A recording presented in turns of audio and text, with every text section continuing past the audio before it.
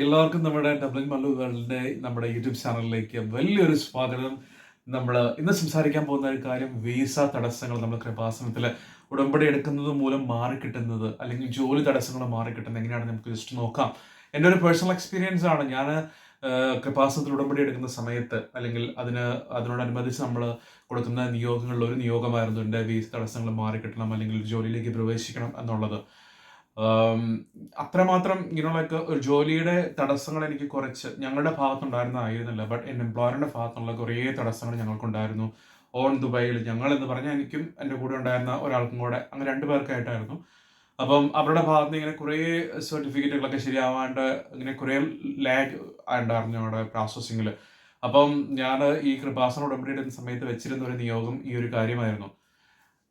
എൻ്റെ personal experience കൊണ്ട് പറയുവാണ് കേട്ടോ മക്കളെ.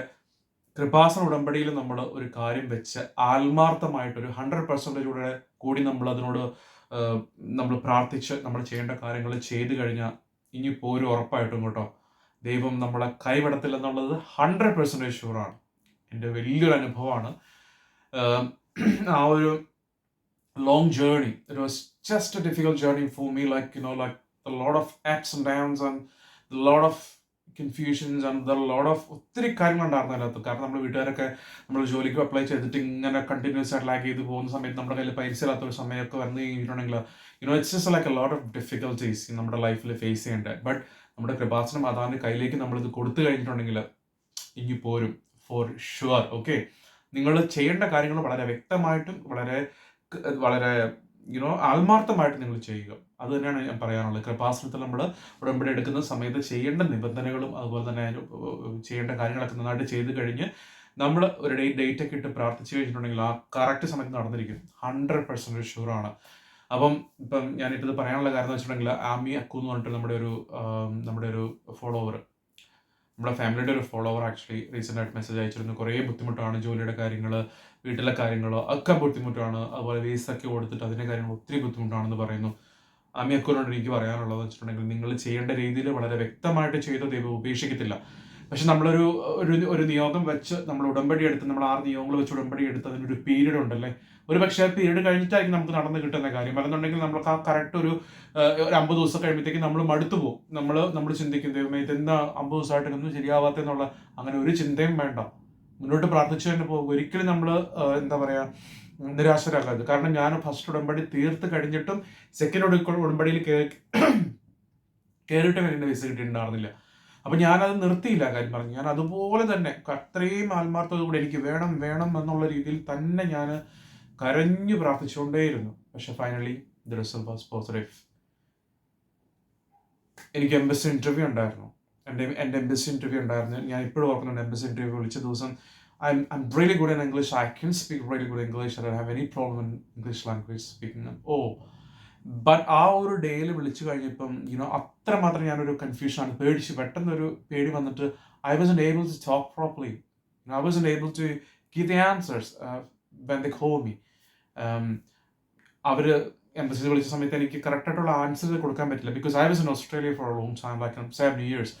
അപ്പം കുറേ ക്വസ്റ്റ്യൻസ് അവർ ചോദിച്ചു. Because they need to know whether what I have done like in Australia and എല്ലാ കാര്യങ്ങളും അറിയണമായിരുന്നു. കറക്റ്റ് എക്സ്പീരിയൻസ് സർട്ടിഫിക്കറ്റുകൾ അല്ലെങ്കിൽ ഞാൻ പഠിച്ച കോഴ്സുകൾ ഇതെല്ലാം അവർക്ക് അറിയണമായിരുന്നു. So it is like a big interview. They have asked a lot of questions, but I was a bit doubtful and കുറേ ഡൗട്ടാണ് ഞാൻ പറഞ്ഞ സമയത്ത്. അത് ഒരു കാരണം മതി ഒരു പക്ഷെ നമ്മുടെ വിസ തള്ളിപ്പോകാൻ വേണ്ടി. നമ്മൾ പറയുന്ന കാര്യങ്ങൾ ഡൗട്ട്ഫുൾ ആയിട്ട് പറയുമ്പോഴോ അല്ലെന്നുണ്ടെങ്കിൽ വ്യക്തമല്ലാത്ത രീതിയിൽ I went through that kind of situation. But as soon as I finished the interview, ഞാൻ ആ ഇൻ്റർവ്യൂ ഫിനിഷ് ചെയ്ത് കഴിഞ്ഞപ്പോൾ തന്നെ ഞാൻ യേശുവിന് മുന്നിൽ എനിക്കറിയാമായിരുന്നു. കാരണം I wasn't able to perform well. ഞാൻ ഒരിക്കലും നന്നായിട്ട് പെർഫോം ചെയ്യാൻ പറ്റില്ല എന്ന് എനിക്ക് മനസ്സിലായത് കൊണ്ട് ഞാൻ എൻ്റെ യേശുവിൻ്റെ മുന്നിൽ മുട്ടുകുത്തി ആ നേരത്ത് കരഞ്ഞ് ഞാൻ പ്രാർത്ഥിച്ചു. ഈശോയെ അങ്ങയുടെ കയ്യിലാണ്, അല്ലെങ്കിൽ മാതാവേ അങ്ങയുടെ കയ്യിലാണെന്ന് പറഞ്ഞിട്ട് ഞാൻ പ്രാർത്ഥിച്ചു എനിക്ക് തരണം എന്ന് പറഞ്ഞു. വിതിൻ 3 days എനിക്ക് പോസിറ്റീവ് റിസൾട്ട് വന്നു. Your visa is sanctioned. അപ്പം ലൈക്ക് എൻ്റെ ഒരു പേഴ്സണൽ എക്സ്പീരിയൻസ് ആണ്. അത് നിങ്ങൾ ഉൾക്കൊള്ളുക, ആത്മാർത്ഥമായിട്ട് നിങ്ങൾ പ്രേ ചെയ്യുക. ഒരിക്കലും വിഷമിക്കരുത്. കടബാധ്യതയുണ്ട്, അല്ലെന്നുണ്ടെങ്കിൽ നമ്മുടെ വിസയ്ക്ക് തടസ്സങ്ങളുണ്ട്, ജോലിക്ക് തടസ്സങ്ങളുണ്ട്, നിങ്ങൾ വിഷമിക്കാൻ പാടില്ല. വിഷമിക്കാതെ നിങ്ങളത് പൂർണ്ണമായിട്ട് സമർപ്പിച്ച് നമ്മുടെ മൈൻഡ് കുറച്ച് ഓക്കെ ആക്കി എടുക്കണം. നമ്മൾ ഒത്തിരി ടെൻഷൻ്റെ ഉള്ളിലായിരിക്കാം.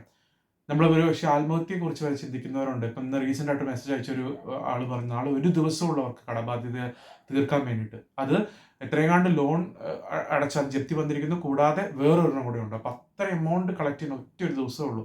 ആത്മഹത്യ മാത്രം ഒരു വഴിയുള്ളതുകൊണ്ട് തന്നെ റീസെൻ്റ് ആയിട്ടൊരു മെസ്സേജ് അയച്ചിരുന്നു. നിങ്ങൾ ആത്മഹത്യയെക്കുറിച്ച് ചിന്തിക്കാതെ ദൈവത്തിന് കയ്യിൽ വിട്ടുകൊടുക്കുക.